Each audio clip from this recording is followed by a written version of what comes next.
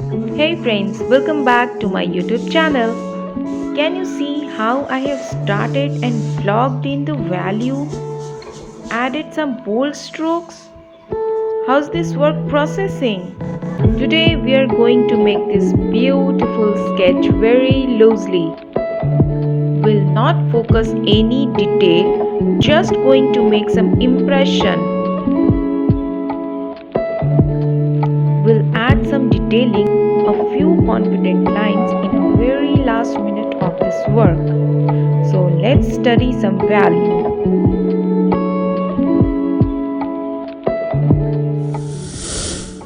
Hello friends, welcome back to my YouTube channel.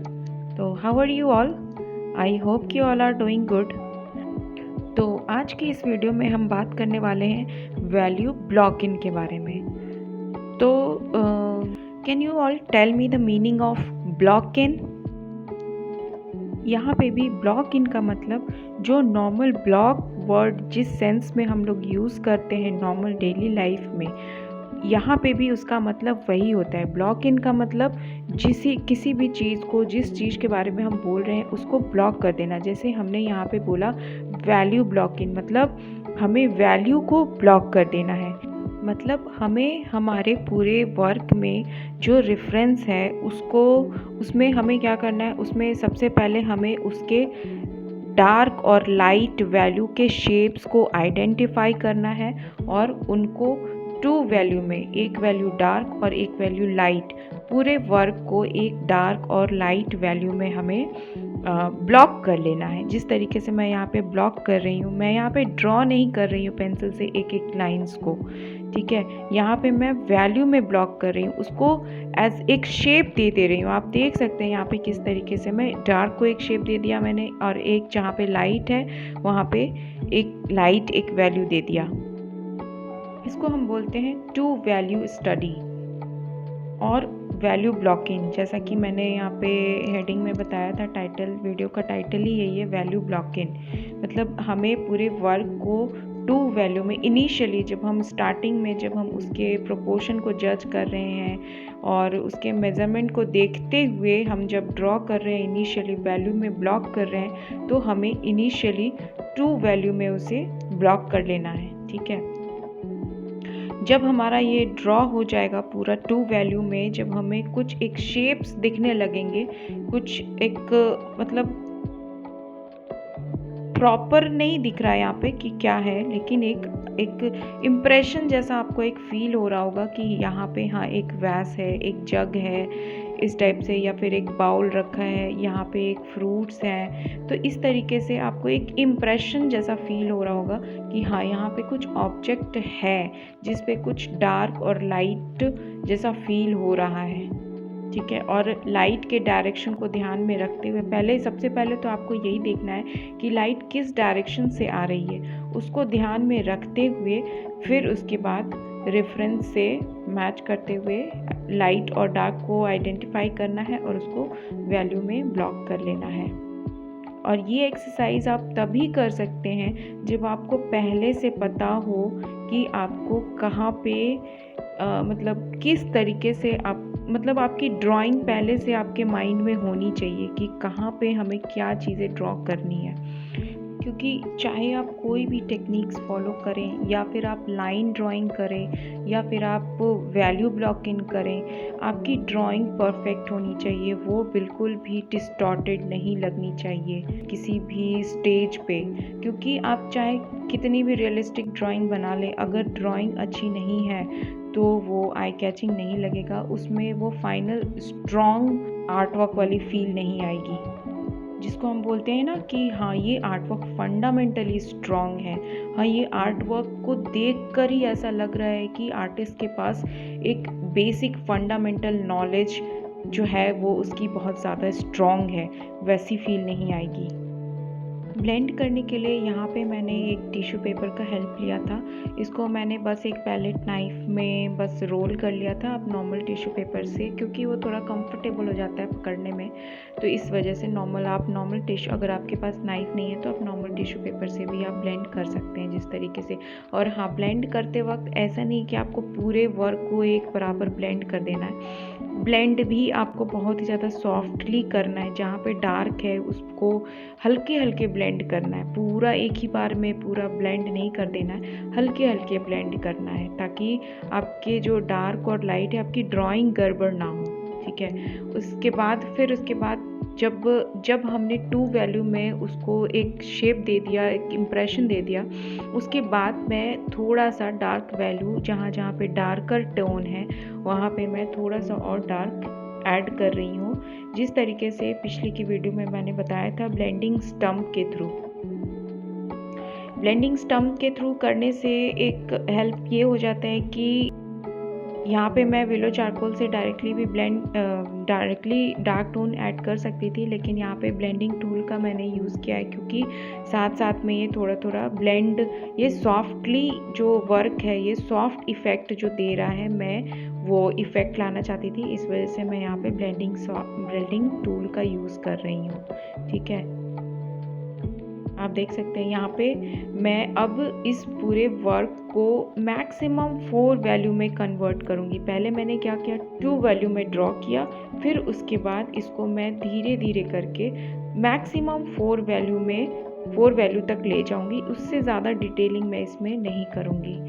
ठीक है, ताकि जो सॉफ्ट इफ़ेक्ट है वो इसमें बरकरार रहे, वो बहुत ही ज़्यादा डिटेलिंग ना हो। मैं मतलब डिटेल नहीं करना चाहती हूँ, बिल्कुल इसके जो एजेस हैं उनको बिल्कुल भी हार्ड नहीं रखना चाहती, बिल्कुल सॉफ्टली रखना चाहती हूँ, बिल्कुल लूज ड्राइंग करना चाहती हूँ, जस्ट लाइक एन इम्प्रेशन।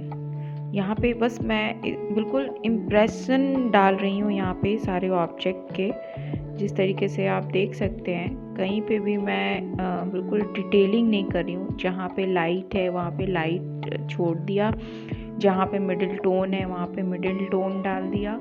बहुत ही ज़्यादा छोटे छोटे वैल्यू में जो डिफरेंसेस है उसको मैं अभी नहीं कर रही हूँ, अभी नहीं मतलब बाद में भी नहीं करूँगी। बस इसको मैं 4 वैल्यू में पूरे वर्क को कंप्लीट कर दूँगी।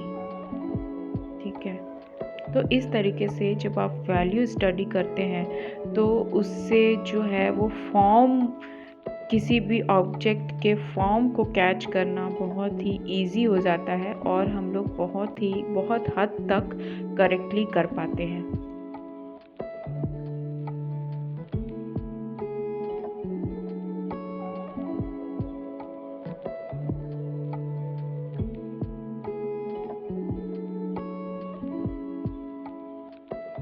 आप देख सकते हैं यहाँ पे मैं किस तरीके से बहुत ही ज़्यादा सॉफ्टली चीज़ों को ब्लेंड कर रही हूँ। कहीं पे भी मैं एकदम माइन्यूट डिटेलिंग या फिर पेंसिल से बिल्कुल माइन्यूट शेडिंग बहुत ही टाइम लगाकर बिल्कुल लाइट जिस तरीके से मैंने पहले एक वीडियो में बताया था, जो प्रॉपर शेडिंग की जो टेक्निक्स है उसको उस तरीके से मैं यहाँ पे नहीं कर रही हूँ। वो हार्ड जो इफ़ेक्ट है, जो हार्ड ड्राइंग, बिल्कुल स्ट्रिक्ट ड्राइंग जिसको बोलते हैं, स्ट्रिक्ट हाइपर रियलिस्टिक जो चला जाता है इन फ्यूचर, इन आगे के वर्क में, वो नहीं कर रही हूँ। बिल्कुल मैं इसको सॉफ्टली बिल्कुल बस एक इम्प्रेशन डाल रही हूँ, बहुत ज़्यादा ब्लेंड नहीं कर रही हूँ। बस एक स्ट्रोक डाल दिया जहाँ पे, और उसको फिर 1-2 स्ट्रोक्स में ब्लेंड करके छोड़ दिया, जस्ट लाइक ए इम्प्रेशन। तो ऐसे इम्प्रेशन वर्क करने के लिए आपके स्ट्रोक्स जो हैं वो बहुत ही ज़्यादा स्ट्रॉन्ग होने चाहिए, और आपको एग्जैक्ट प्लेस पता होनी चाहिए कि आपको कहाँ पे कौन से स्ट्रोक्स डालने हैं। तो एक एक single strokes matters a lot, जिसके लिए आपकी जो स्किल है वो बहुत ज़्यादा स्ट्रॉन्ग होनी चाहिए। आपकी लाइंस में वो कॉन्फिडेंस दिखना चाहिए, बिल्कुल कॉन्फिडेंट लाइन होनी चाहिए। जो भी आप स्ट्रोक्स डाल रहे हैं वो बहुत ही ज़्यादा कॉन्फिडेंट होने चाहिए, क्योंकि वो सारे स्ट्रोक्स दिख रहे होते हैं लूज ड्राइंग में।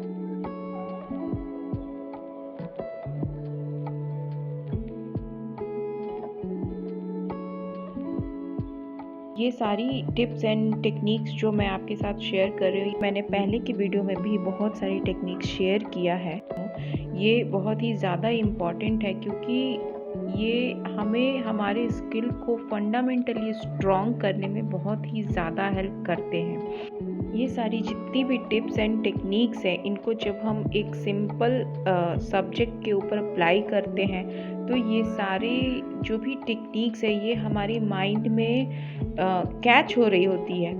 ठीक है, तो क्या होता है कि जब हम यही सारी टिप्स एंड टेक्निक्स, यही सारे जो भी मेथड है, ये सारी जब हम कोई कॉम्प्लेक्स सब्जेक्ट उठाते हैं, कोई पोर्ट्रेट बनाते हैं या फिर एक कोई भी बड़ा लैंडस्केप, कोई एक ब्यूटीफुल वर्क बनाना चाहते हैं, तो जब हम इतनी सारी प्रैक्टिस करते हैं सिंपल सब्जेक्ट के ऊपर, तो जब हम फाइनल वर्क जब हम करते हैं तो ये सारी चीज़ें अपने आप ही निकल कर आती है हमारे एक्शन के through.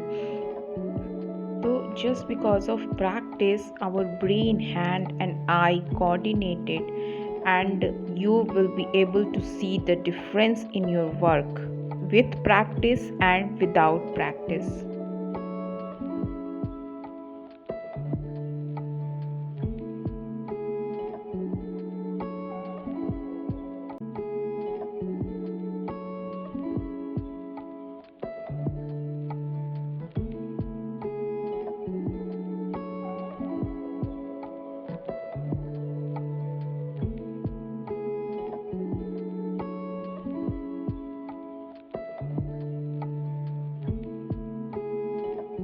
As you can see, यहाँ पे मैं किस तरीके से जो फाइनल डार्क टोन है इसको भी मैं बहुत ही ज़्यादा सॉफ्टली ही ऐड कर रही हूँ। कहीं पे भी बहुत ज़्यादा मतलब एजेस को बिल्कुल शार्प नहीं कर रही हूँ। इनको भी मैं ब्लेंडिंग स्टम्प के थ्रू ही ऐड कर रही हूँ ताकि जो मेरा ये सॉफ्ट जो फिनिशिंग है ये बिल्कुल बरकरार रहे। तो आप देख सकते हैं किस तरीके से मैं यहाँ पे ऐड कर रही हूँ शेड्स को, डार्क शेड्स को, और फिर हाइलाइट्स को भी मैं इसी तरीके से जो नॉर्मल नीडेबल इरेजर होता है उसके थ्रू मैं यहाँ पे ऐड कर रही हूँ।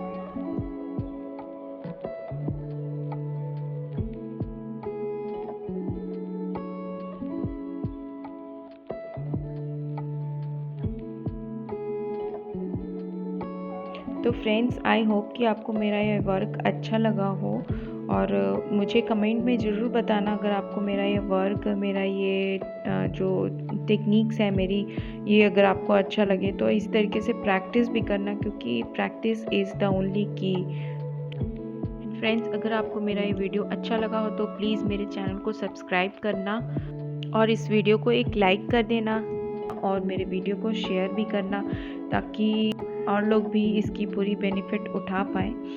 ठीक है, और आगे के वीडियो में भी मैं बहुत सारी टिप्स एंड टेक्निक शेयर करने वाली हूँ। और फ्रेंड्स, प्लीज़ स्टे ट्यून्ड क्योंकि मैं नेक्स्ट की वीडियो में लाइव ड्राइंग करने वाली हूँ और पोर्ट्रेट के जो फेशियल फीचर्स होते हैं उनके ऊपर भी मैं वीडियो बनाने वाली हूँ। तो प्लीज़ आप मेरे साथ बने रहना और मेरे इस वीडियो को शेयर करना।